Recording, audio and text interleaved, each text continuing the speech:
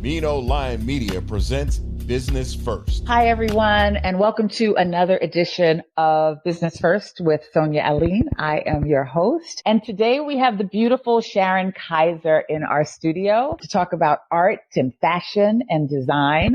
Welcome, Sharon. Well, thank you so much. I'm happy to be here. Yes, how are you today? I'm doing pretty well. For a Wednesday. For Wednesday, right?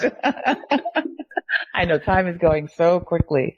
Well, you are the founder of SK Creations, which is a fashion and design house. Can you tell us a little bit about it? Sure. So SK Creations is my baby. I started it. It's been a while now, and it's actually evolved over the years. I have a background in sewing. I've been sewing since I was a young girl. So I started it to give myself an outlet for all of the things that I would make. And I started with more of the home decorating type of items. And I used to do like parties at people's homes. You know, they always wanted to order pillows and throws and comforters and that kind of thing. And so I spent a lot of time sewing back then. And then over time, I sort of came back to my first love, which was apparel. I started sewing apparel when I was in junior high school. And by high school, half of my wardrobe I had made myself. So I had kind of gotten away from it when I went off to college because I didn't have time or money to be buying fabric and so forth. But it sort of came full circle. And because I have such a strong passion for textiles, I really wanted to learn to make my own, design my own. And ultimately I did. So now I'm like steeped into fashion and SK Creations. That's primarily what it's all about. I do other things as well, but the fashion is probably my first love. I want to go back to when you were a little girl. I read that you learned sewing from your great-grandmother. And so tell us a little bit about what that experience was like and why sewing. Well, you know, it's funny. So my great-grandmother, periodically throughout the summer, she would have myself and two of my cousins, who were all close in age, stay with her during the day. And she had a beautiful old Singer sewing machine, which I wish I had this, to this day. But she used to sew all the time. And my family used to have all of our Christmas dinners at her house. And so with all the women in the family, everybody helped out in the kitchen, and we all had aprons. And my grandmother's buffet, the main drawer, had all these aprons in it that my grandmother had made over the years. So we knew, grab an apron and, start helping out. And so in order to keep myself and my cousins occupied, my grandmother actually had us, she decided she was going to show us how to sew. And so she started off with our making our own aprons. I guess she saw something in whatever it was that I was doing, because she then decided that she wanted me to make some pillows, specifically some red velvet pillows, because she had this beautiful red velvet fabric. And it was something that she wanted to have on her sofa for the Christmas holiday when all the family got together. And I did not like it. I couldn't understand why she was asking me to do this. It was like, really? I thought you were going to say you loved it. I thought you were going to say, oh. I had no interest in making pillows, and I just kind of, pouted about it. But what are you going to do? It's my great grandmother after all. So I made them. She was very pleased with it. And I guess it was just meant to be, because after I made them, I just kind of got the bug. And I didn't do pillows at that time. I started doing clothing, and, I would make little outfits that I would wear junior high school, and I would go to camp during the summer. My cousins and I started going to camp when we were pretty young. We'd go every summer to a camp in Pennsylvania for about a month. And I started making my little short sets and things that I would take to camp. So it just grew, but it started with her just giving us a way to keep us out of her hair, I guess, for the day. And then her having me do these pillows that I wasn't crazy about doing, but once I did it, I realized, I kind of like this. So it just kind of went from there. I've met a lot of people in the fashion industry, a lot of people who are really passionate about fashion. I've only met a couple who really love textiles. Mm-hmm. And so what is it about textiles that you have a passion for? Well, first of all, I guess I am a tactile person, so I like to feel things. I have a love of wood and marble. I just like to feel things, and textiles falls into that category. And I used to go years ago. I know I'm dating myself, but there was there is a G Street fabric store that is currently in Rockville, Maryland, but it started off in this old building in downtown DC, and it had 3 or 4 floors, and it was a very narrow building with an elevator that couldn't hold more than like 3 people at a time, with one of those gates that you had to pull across, to go. But every floor was like a treasure trove of fabric, and depending on which floor you were on, that determined what kind of fabric it was. So it went from silks to wool, and just being able to go there and just experience all of it and feel it and see it, it just, I don't know, it just did something to me. And I also like design. I like things that are bold and vibrant, and being able to marry the bold designs with beautiful fabric, just the texture of the fabric was something that I realized eventually was something that I wanted to do. So that's how I ended up designing my own fabrics. Mm-hmm. So you have a range of product. You have dresses, backpacks, hats, sweatshirts. Mm-hmm. What's the inspiration for the things that you create? For the fabrics that you create? So I think that first and foremost, because I do love fashion, and I think it should not only be beautiful in its own way, but it should also be practical. Not everything has to be practical, but, functional. And so I really sort of start with the things that I know people would enjoy just about every day. It doesn't have to be necessarily be a special occasion kind of thing. It can be something that you might just want to grab on a Tuesday, Right. That is what caused me to sort of branch out and offer a variety of things. And I do have customers who tend to gravitate to a specific type of product. So every time they order something, it's something in that category. And I think it's nice to be able to offer a variety, but not only that, but I do tend to get bored quickly. So it keeps me interested if I'm introducing something new. That's what I've always loved about fashion designers. For most of us, we have like our special occasion clothing, or we'll pull out something for a particular day. But like you said, for designers, Tuesday, like any day, is a day to dress up and be fabulous. Yeah. Is that something that you hope to impart to your clients, or do you feel that you do impart that to your clients? Oh, most definitely. My recent collection that I launched, the ladies' bomber jackets, they're satin for one thing. So of course they have some sheen to it, and the designs sort of pop, it's bright and bold. And I've had people say, I would really love to get one of those jackets, but I don't know where I would wear it. And I'm like, are you kidding me? Wear it wherever you want to. You could throw it on with some jeans. You could put on a nice black dress, some leggings, anything. You could dress it up. You could dress it down. You don't have to wait for an occasion to wear something. If you really love it, just wear it, and you'll feel good about it. So, right, because sometimes the occasion never comes. Exactly. Exactly. We'll be right back after this message. I have friends who let things stay in their closet with the price tag on for months. And I'm like, what are you waiting for?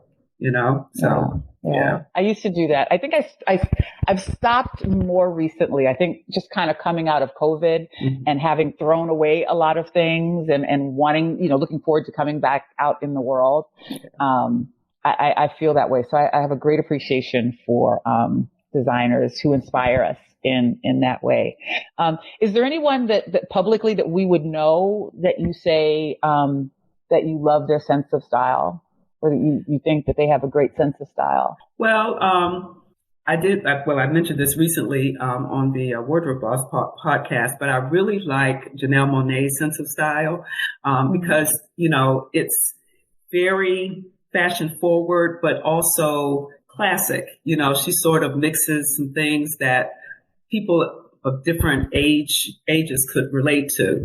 There are others out there. I think like Tracy Ross, I think she has a very nice style. It just depends because I do tend to like a wide range of things. There are a lot of people out there who may lean more towards sort of what you call the ethnic types of designs. And I used to work quite extensively with like African wax cloth and mud cloth and, the kinds of textiles that you would usually find in Africa, but then going all the way to like the Dupioni silks, So the styles really vary for me. So there isn't any one particular style or even person that I can say nails it for me. It's just a variety. I'm just enjoying all of it. Is there somebody that you would like to dress, and not in a bad way, but just someone that you've seen and say, you know what, I think my style would look good on them, or I think my clothes would really accent what they do? Oh, well, let's see. I'm sure I look at movies or TV at some point and I'll say, you know what, I wish I could dress them.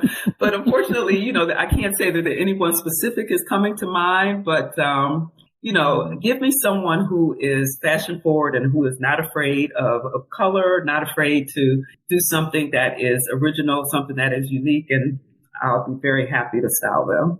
Right. And I guess that is the best kind of customer, right? Someone who's not afraid and willing to try some new things. Exactly. What's your favorite textile to work with? I love wovens. So I would say like linen, things that you can actually, when you feel it, you can actually feel, it's not just a seamless fabric. It's something that you can sort of feel the intricacies of. So something that tends to be maybe a little more nubby, things like some wools, even some of the silks, because the silks can sometimes have its own little knobs woven within it. So I think the ones that tend to give you more than just a flat surface, they actually have some character that is woven within them. And you use them across your designs? Would you use a style like that or a fabric like that across the designs that you do? I've used everything. I'm of the mind that you can never have too much fabric. And so where are you based for people who are interested in, do you have a brick and mortar, or is everything online? Everything is online currently. I used to, and it may happen again, but I used to have some retail locations. There was a time when I had some kiosks in a couple of the local malls. I wouldn't necessarily do that again because you're sort of tied to whatever the mall chooses. Like if the mall is open, you have to be open, and they have, certain rules you have to follow. But it did sort of spark the idea about whether or not I would like to have my own boutique at some point. And, eventually that might happen. But currently everything is online, and that seems to work pretty well. What would you say about, I've had these conversations with several of my friends who, we talk about how training and attitudes toward work has changed. The training has changed. People today take more risks in terms of, if they feel they're ready to do something, they will do it. And wondering, what are your thoughts around fashion today in terms of what people are presenting? And not saying that it's good or bad, but just if you have some thoughts around what's actually happening with new designers and how they're presenting themselves today. Yeah, well, I would say people are definitely taking risks. And I think there's also a lot of emphasis on things that you might not think in terms of style when you first see it. New York Fashion Week, for example, some of the designs that were on the runway, it took a lot of creative imagination to come up with, but it was beautiful. I mean, even things that are not thought of when you think of the fashion world, like in the accessories market. I remember one designer that was in the same show that I was in actually markets something that looks more like sort of like feathers that you either wear on your head or wear on your neck or whatever. But the way that they fashioned it, it was absolutely gorgeous. And I'm sure it appealed to a lot of people, but there just seems to be no limit. And if you can pull something together that is original and it actually can complement whoever's wearing it, then those are the risks that I see designers taking. And I think that they're pulling it off. So yeah, these days, I think there's something for everyone, even if you haven't seen it yet. You know, you may not even be able to imagine it yet, but it's likely out there and someone's going to provide it. Yeah, I think that's what's amazing about fashion today as well. Like there are no restrictions. And to your point, I do believe like there's something for everyone. No one's left out. You know, I remember looking at, fashion magazines and shows, and you could only hope to wear something that you saw a model in, or you'd want to get to that point so you could wear what that model wore. And today there's a lot more freedom and versatility to do that. What is your advice to people just now entering the field? I think that, I realize that it can be a bit intimidating, a bit overwhelming, but I would say if you do have any fear about it, just face the fear, because everyone is expressing their own uniqueness, and you may not see what you're thinking about out there. You may be the first one to do it. So I say, go ahead and do it, and just take a chance, because if you don't, ultimately you might regret not taking it. And even with myself, with New York Fashion Week, when the opportunity presented itself to me, I had to sit back for a minute and think, ooh, am I going to do this? And I just decided, you know what? I am open to whatever it brings. I just want to soak up the experience. I went into it with no preconceived notions, and I just said, you know what? I'm just going to give them me, and we'll see how it goes. And so I think, it definitely took a degree of courage to do it, because in some sense, I've stepped out of my comfort zone, but it's rewarding too. And so I'm glad that I decided to do it. So I would say for anyone who is even contemplating the smallest thing, just do it, take that first step, because one step leads to another and you never know where you may end up. Absolutely. So if we'd like to support your fashions, we can find you online. You can give us your website again. Okay. So it's skcreations.com. Okay. And then you can find me on social media. It's SK Creations LLC, and that's on Instagram, Facebook, and Twitter.